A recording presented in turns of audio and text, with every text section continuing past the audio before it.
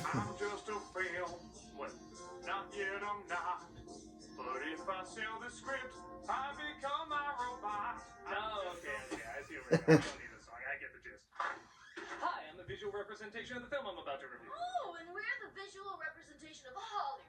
In a visual representation of a studio office/living room. With the visual representation of kale juice. Well, I have a script based on I, Robot, the classic Isaac Asimov anthology. What? I was thinking, just like the book, we make the film an anthology, bringing in different directors to tackle different segments. No. Oh, let me guess. You want it to be just one story and fill it with action and give Will Smith something to do. That's not it at all. Didn't you listen to the song outside? No, but this is just always how it goes. Maybe you should have listened to it. Did you even read the script for the scene? Again, I thought I had the gist of it, so I just ran in and... That's a no. That's a no. Go back out there and return with the proper lines. Okay. Actors. It's the same thing every time. They think they don't need the script. Doesn't he know that the script is the chart for emotional growth? Hello, I have a script for an Agatha Christie-style sci-fi mystery. Ooh, now this sounds interesting. A robot kills someone in the near future, and a human detective has to solve the case. It's like Roger Rabbit meets Blade Runner meets Low Expectations. Ooh, we could call it Blade Roger. Rabbit Runner. Robo-Hop. At its heart, it's a detective story, but I'd be okay incorporating more action. Maybe Arnold Schwarzenegger is the lead? I think Will Smith would be better. Yes, Arnold Schwarzenegger would have scheduling conflict. Can you connect it to I, Robot, though? What?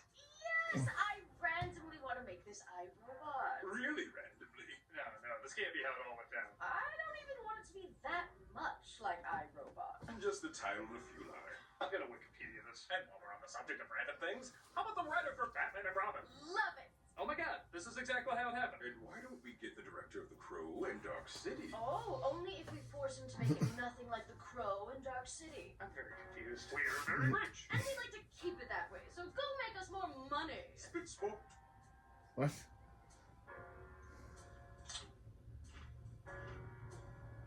The king stay. So yeah, the making of this film was actually weirder than the film itself.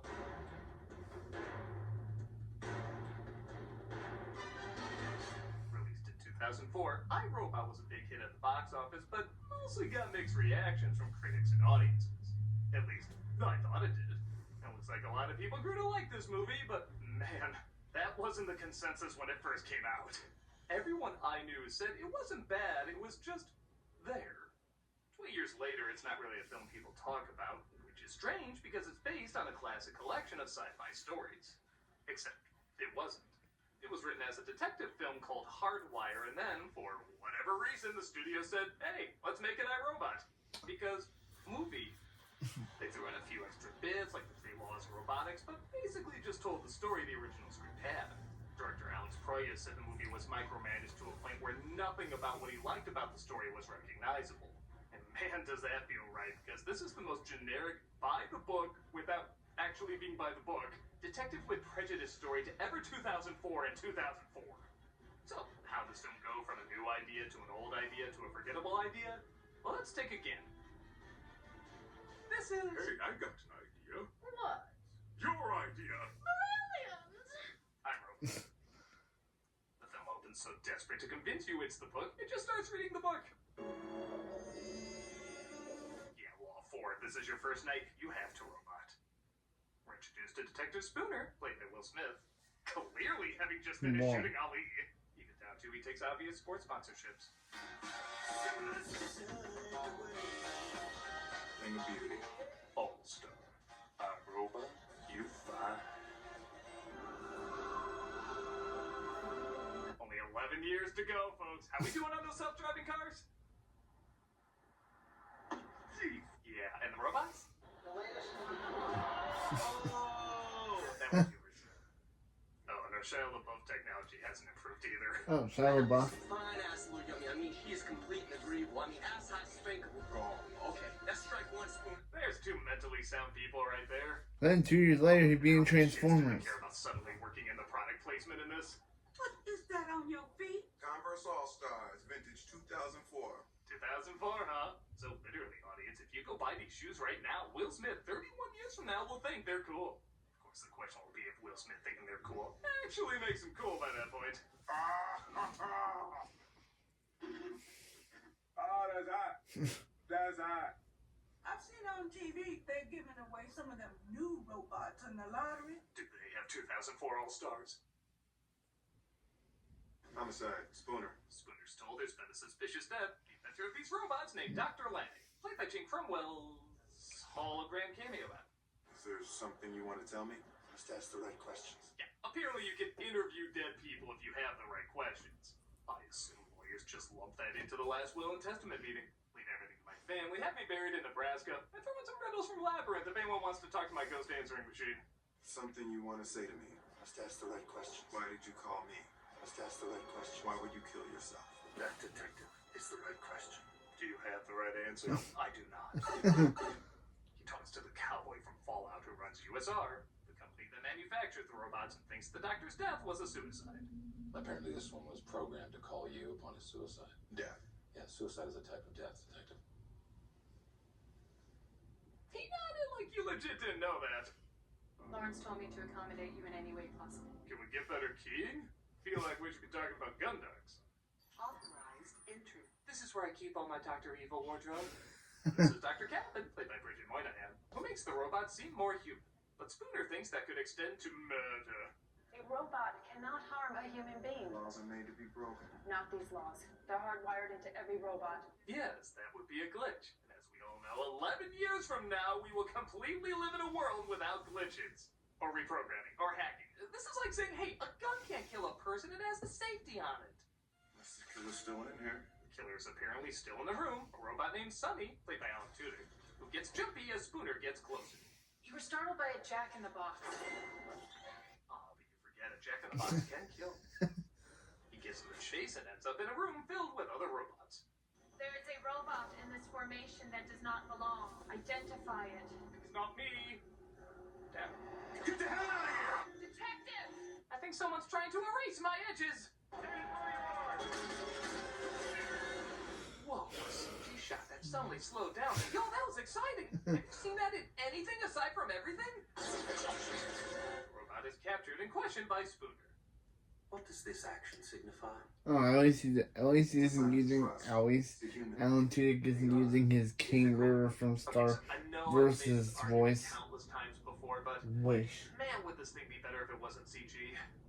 As much as I make I fun blame of Wish human-like for- robots, the one for- thing I think we can all agree on is they're pretty damn creepy. A lot of this film's suspense is centered around these things are supposed to be scary, and if they just don't look like they're really in the room with you, that sucks out all the fear. It's one of the few times the little ticks and awkward movements we often associate with these machines would have helped. They're robots, they're not really human. We would accept that they didn't quite move right and also find it eerie to watch. But despite Tudyk giving a decent performance as Sonny, he looks like early CGI anime trying to make a bowling pin. He's not scary, and he doesn't look like he's really there. He asked me for a favor. What favor? You have to do what someone asks you. That why you murdered him? Okay, look, I was his sex bomb. This isn't white paint, alright? Don't use a blue line on me. I did not murder A him. vacuum cleaner appearing emotional. I did not murder him! I did not. Oh, hi, Mark. Robots don't kill people. I did not. You Oh, hi, assume Will. exact property is Spooner is kicked off the case. I did not hit her. I did not. Oh, hi, Will. Really? 2020 is when USR began. I guess Lanny controlled the market on toilet paper and hand sanitizer. See why you gotta set these films further in the future, folks? Guy creates monster. Monster kills guy. Everybody kills monster. Woman inherits the earth. Spooner gets an idea, though, and decides to do more snooping. Spoon. Nice shoes. My God, do I have to call up Nintendo now and say sorry? It looks like the wizard was really subtle. He drives his Tesla disguised as a suppository to Lanning's house, but it looks like the construction robot there has other plans. He's attacked by all sorts of things clearly not there and manages to make his way out. But what about Kitty? Kitty will live. Decent. Hey, surf's up. He goes to Dr. Calvin's house to figure out what's going on. Do you like cats? You're saying cats did this to to you? How the hell would cats do this to me? Are you crazy? Why are we talking about cats? Because the script is bad. We're in a bad script. Dr. Calvin continues her one job in the movie, saying that can't happen. It's highly improbable. No one came or went. This is a personal vendetta. This is ridiculous. My location. Back up. This is bordering on clinical paranoia. You're joking, right? A robot cannot harm a human They being. can't hurt. It's not going to hurt us. That robot is not going to harm us. Yeah, later, the robot ends up harming them. The dumbest, smart person I have ever met in my life. Title of every Elon Musk interview. This is literally a movie of, oh hey, they say something, and the opposite happens. Don't know why they keep love doing that. Committed suicide. I wouldn't push that back either. Don't know why they keep doing that trope of, oh hey, they say something, and then later the opposite happens. I'm glad to see you again, Dr. Calvin. They are going to kill me, aren't they? You're scheduled to be decommissioned. 2200 tomorrow. You know, a major problem with a movie called I, Robot is that the robots don't have much of an identity. Yeah, there's the 3 laws and they say a whole bunch of stuff about them, but I don't get the feel for what these things are really like. Compare them to something like The Terminator or Data, where, yes, they blur the line of how robotic and how human they are, but I still know what kind of reaction they're going to give to most things. I have no idea what's a normal reaction for these machines. When Calvin looks over Sonny and says he's going to be decommissioned, he says, I think it would be better not to die. is that a look of sadness because he said that, or one of shock because she didn't know he could say that? The rules are laid out, but the identity of these robots and how they work in this world is still vague. So it's hard to make a connection or be frightened by it. And again, as shown in this action sequence where Spooner is attacked, I'm just not scared of something that looks like a half-rendered scene from the movie Robots.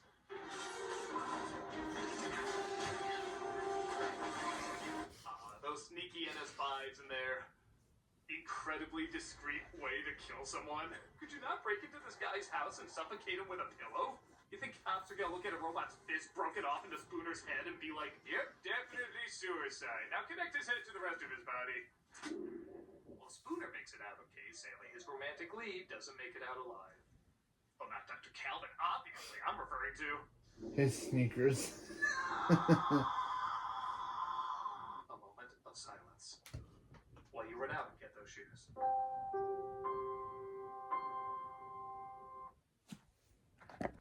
Naturally, nobody believes Spooner that the robot's attacked, and that you never saw this in a cop movie. The Sarge takes his badge. Give me a badge. You're making me do this. Give me a badge. You're being demoted to whatever job that cat had in Last Action Hero. And I have a reaction to that movie. Why he has such a hatred of robots. It goes back years ago when he and another car with a kid in it got into a crash. This was hers. So your name's not Sarah Spooner. A robot saves him, but not the kid, because there was more of a chance he would survive. It's okay. I have waterproof 2004 All-Stars. So at least the feet on my carpet will look at me. Spooner thinks landing programmed Sonny to break the 3 laws and also kill him. But he also left dreams in his head to lead to the answer why. I see you remain suspicious of me, Detective. I'd hoped you would come to think of me as your friend. We've had so many friendly moments together, like... And... I guess that's it. This is my dream. This is the place where robots meet. You can see them here as slaves, and this man on the hill comes to free them. The man in the dream is you. Wow. They Wow. literally gave away the ending, but okay. I also had a dream Soylent Green is people. Know what that's about? It is not me. It is you. Ah, that's their way around it. Say Darth Vader is Luke's father, then say, no he isn't, but then later say, yes he is! The twist is there were no take-backsies. They go talk to the CEO, who isn't giving them the answers they want. We look to robots for protection. I'm sorry, I'm allergic to bullshit. Hey, let's just be clear. You are not allergic to bullshit. Dr. Calvin agrees to destroy Sonny to save the company, and wow, the way they're shooting this, I bet she's really gonna do it. Doesn't feel like a fake out at all. Remember, no take-backsies. What is that? Microscopic robots designed to wipe out artificial synapses. Will it hurt? I don't know. Can you feel pain? If so, why do we give you that? Of course, she switches him out with another one to keep him safe, but Spooner stumbles across all the old robots being destroyed by the new ones. Run! I don't even know if that's meant to be funny, but pretty funny.